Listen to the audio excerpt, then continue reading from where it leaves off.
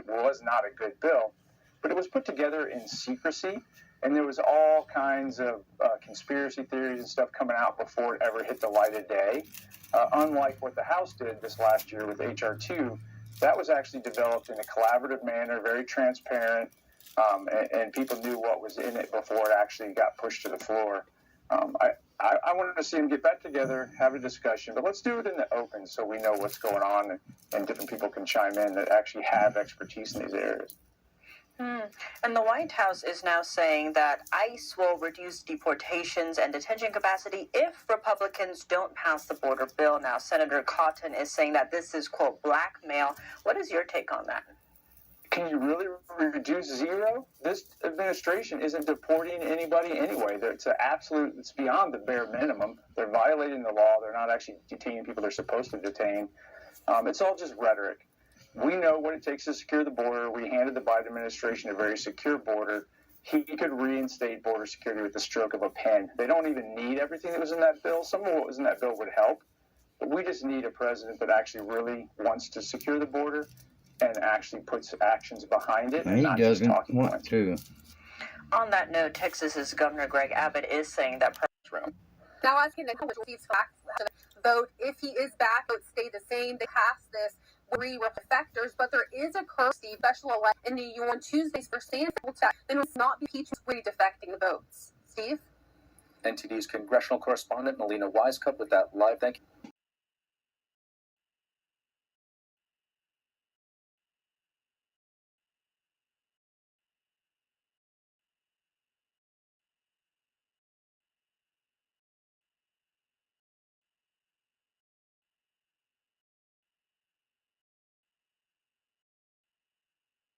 While other cities dealing with the massive influx of elites do, lawmakers today investigating election integrity, what they say about tech entrepreneur Mark Zuckerberg, and why they say he shouldn't be allowed to donate. With the recent court ruling, Donald Trump's immunity will not apply in his election interference case. A senior research fellow at the Heritage Foundation tells us how this ruling will impact future presidents.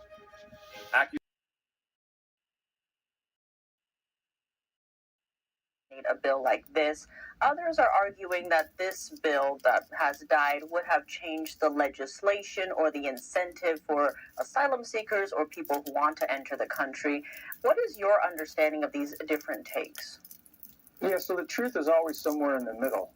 You can look at the last administration and even the administrations before that. The Biden administration has what it needs to secure the border. They just refuse to use the tools like remain in Mexico. That's the key thing. So their answer is to change the asylum rules, to change how asylum cases are actually adjudicated. And that's valid, by the way. We need that change. But they overstate what that would do to secure the border.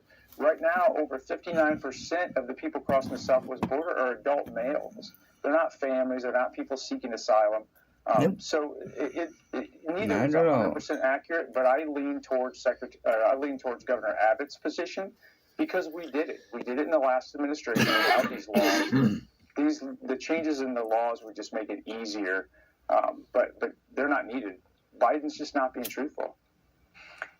Now, one rising group of asylum seekers, whatever you want to call them, are illegal Chinese immigrants. And now a CBS 60 Minutes report is noting that the Chinese version of TikTok Douyin is helping them with step-by-step guides on how to find the holes in the border wall. What do you make of that report? Well, people need to remember about China as well. No one leaves China without permission. And the vast majority of the people the United States Border Patrol is arresting now are young adult males coming across the border from China. You've seen just groups of them, hundreds at a time. This is controlled by the Chinese government. It doesn't surprise me at all that there's different guides on how to get across, but at the end of the day, that's almost irrelevant because nothing crosses the southwest border without coordinating with the Mexican cartels. And the cartels pick and choose where you cross so that they can intentionally create that gap in another location to smuggle something else across the border. But I'm glad you brought this up because a lot of people misunderstand the border and they think this is about Latin America or they think it's about Mexico. It's over 180 different nations, the last report I heard from Border Patrol, from around the entire world. And we don't have databases from all these places. China doesn't share their criminal records with us. So we have no idea when they quote unquote get vetted at the border before being released. That's a joke. We don't know who these people are. But common sense would say there are some significant threats to this country in these large groups of people coming across the border. And the Chinese is just one of the examples. We're using organized criminal networks, organized crime. U.S. Department of Treasury, this is the official report from the U.S. government on this. It says this. Today, the U.S. Department of Treasury's Office of Foreign Assets Control and the United Kingdom are taking joint action against a network of individuals that targeted Iranian dissidents and opposition activists for assassinations at the direction of the Iranian regime. It says that this network, led by Iranian narcotics trafficker Naji Ibrahim Sharif Zidashti, and operates at the behest of Iran's Ministry of Intelligence and Security. And it says that Zidashti's network has carried out numerous acts of transnational repression, including assassinations and kidnappings across multiple jurisdictions, in an attempt to silence the Iranian regime's perceived critics. The network has also plotted operations in the United States. And this is going to be a problem with the open border, by the way, which I'll get into. They say that today's action is being taken in conjunction with the unsealing of an indictment by the Department of Justice and the Federal Bureau of Investigations, the FBI. The United Kingdom, the UK, is also designated Mohammed Reza Ansari, who was previously designated by, of course, the U.S. Treasury Group. Now, this group and the Iranian Islamic Revolutionary Guards Corps, which is part of the Iranian military, have long targeted perceived regime opponents in acts of transnational repression outside of Iran. They say it's a practice that the regime has accelerated in recent years. They say a wide range of dissidents, journalists, activists, and former Iranian officials have been targeted for assassination, kidnapping, and hacking operations across numerous countries in the Middle East, Europe, and right here in North America.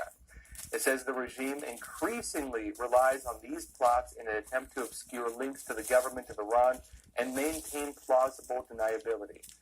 Now, let me explain some of this, because actually there have been cases where they've put out hits even on American officials, even on U.S. government officials. This is not limited to just, of course, Iranian dissidents and so on. Non-Iranian officials have been targeted as well. And what I find especially interesting, personally, is this last part where it says this. The Iranian regime is using organized criminal groups to carry out assassinations in many countries. In other words, these are not just assassinations in the Middle East, partly.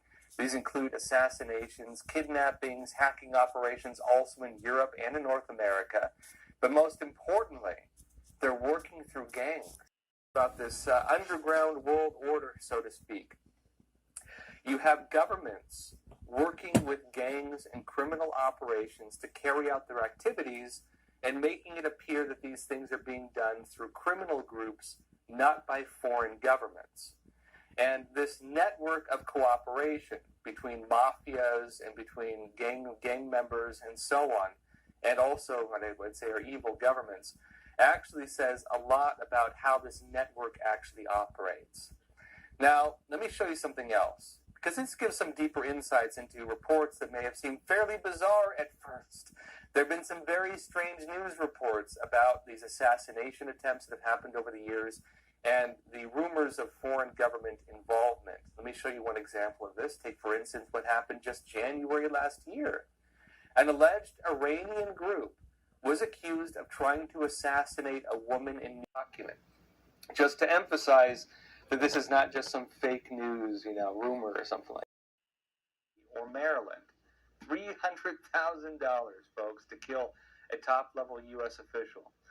And these Iranian assassination operations are also not just limited to Iranian assassinations. You might remember the very bizarre story from October of 2011, where it said that Iran had tried hiring members of the Mexican drug cartel to assassinate a Saudi ambassador in Washington, D.C. And the Iranians tried to get the Mexican cartels, which notably are now heavily operating in the United States. They wanted them to kill this individual and then bomb a restaurant in Washington. In other words, using this assassination network to also carry out a terrorist attack. The Daily Mail said this way back in October of 2011. It said House Speaker John Boehner today called on Obama to hold Iran's feet to the fire in the wake of the thwarting of a significant terrorist attack by agents working for the Iranian government to assassinate the Saudi ambassador in America, in Washington, D.C. And of course, what did Obama do? Obama did nothing. Iran was capturing American troops. Iran, was of course threatening the United States. Iran was making fools of us. Obama gave them literally pallets of cash, which was later revealed and which was initially denied. And Iran, meanwhile, was trying to kill officials right here in the United States, and was also working with the Mexican cartels to do it. Now it says this, further, it's trying to at least. It says that this individual, a 56-year-old U.S. citizen who also holds an Iranian passport, appeared in court in New York last night accused of trying to hire a Mexican drug cartel to carry out the killing. It said that he was accused and plotting to kill Adel al-Jubeir by bombing a restaurant before setting off blasts at the Saudi and Israeli embassies. It says the devastating plan was foiled after this individual offered a government informant posing as a Mexican drug cartel associate a $1.5 million bounty to help carry out this attack. Small amount of money that a foreign, very evil government can use to launch attacks like this in the United States. The only reason that one worked out was because the individual did not actually contact a Mexican cartel member. He was contacting a U.S. government agent posing as one, and so the plot was able to be foiled. But back to the recent actions by the United States and the United Kingdom to now target this entire assassination network. This is giving a very rare glimpse into the global system behind assassinations, which do take place, by the way. And it reveals how Iran, at least, uses criminal organizations as its proxies to carry out assassinations and kidnappings. This is important, folks, because the way assassinations work is through plausible deniability. When a lot of us think of foreign government assassinations, we think of James Bond with a silencer, the suppressor, appears to be of a natural death, as I've been told by some former officials. And keep in mind that this, in particular, is becoming a real threat because with Iran running a transnational assassination network, working hand in hand with, for example, gang members or criminals or actual mafias or Mexican drug cartel members, remember that Iran heavily runs Hezbollah, and Hezbollah has deep ties throughout Latin America, including with the Mexican cartels. They have broad operations throughout Latin America, including actual political parties in some countries in Latin America. And if we go to war with Hezbollah, and if we go to war with the Houthis, and if we go to war with maybe Iran, at least by proxy, which we're already to an extent doing, that means that this network operating throughout Latin America and now through the open borders right here in the United States can carry out operations like this. We talk about fifth column threats, undercover operators living normal lives here in the U.S. who could be called upon to carry out, for example, run-and-gun operations, terrorist attacks, or yes, assassinations. And this is now being exposed to an extent. And folks, remember also, operations along these lines are not limited to Iran. We talked briefly about the Chinese Communist Party's secret police stations. There are several, of course, many of them operating around the world, several found right here in the United States, including one that was shut down in New York. I think 2 shut down in New York, actually. And remember as well that that's just one of many operations of that nature. Not even just including all the countries in the world, but even the Chinese Communist Party. Aside from the secret police networks, they also have the of course, Operation Fox Hunt and the United Front Work Department, which runs similar things. And that's just one government. South Carolina governor made the request. She's had a visibly heightened security presence with her for about a week. There were reports of 2 swatting incidents in recent months at Haley's home in South Carolina, one of which occurred while her parents were there. Swatting is when someone makes a hoax call to emergency services to dispatch a large number of armed police officers to a specific location. The Secret Service provides protection only after it's authorized by the Secretary of Homeland Security, who consults with a Congressional Advisory Committee. In May 2007, then Senator Barack Obama was placed under protection, given the rising number of threats against him. Lawmakers are concerned over the government's potential.